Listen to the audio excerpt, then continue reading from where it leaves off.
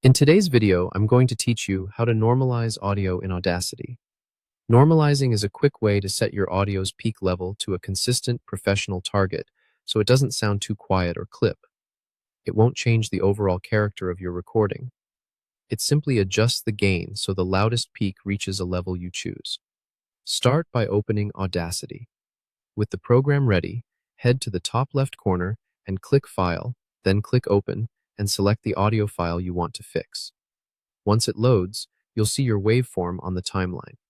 To make sure the change applies to everything, press Ctrl+A to select the entire track. If you have multiple tracks in the project, this will select them all at once. Next, go to the top menu and click Effect.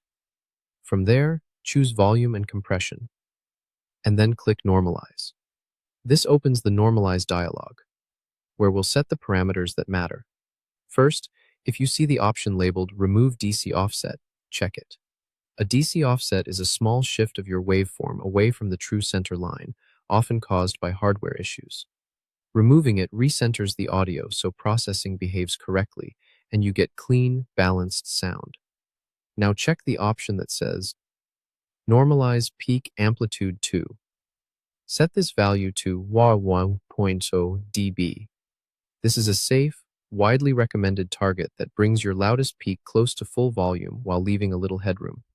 That small cushion helps prevent accidental clipping later, especially if you add fades, EQ, or export to formats that can slightly change levels. When you're ready, click OK in the bottom right corner. Audacity will process the file. This usually takes just a moment, and you'll notice the waveform scale change. Keep in mind, normalization sets the peak level. It does not even out quiet and loud parts. If some sections still feel too soft compared to others, that's normal. Compression or loudness-based tools handle that. For now, we're simply hitting a clean, consistent peak level. Once processing is done, press the spacebar to listen to your normalized audio. Check for clarity and make sure nothing sounds distorted.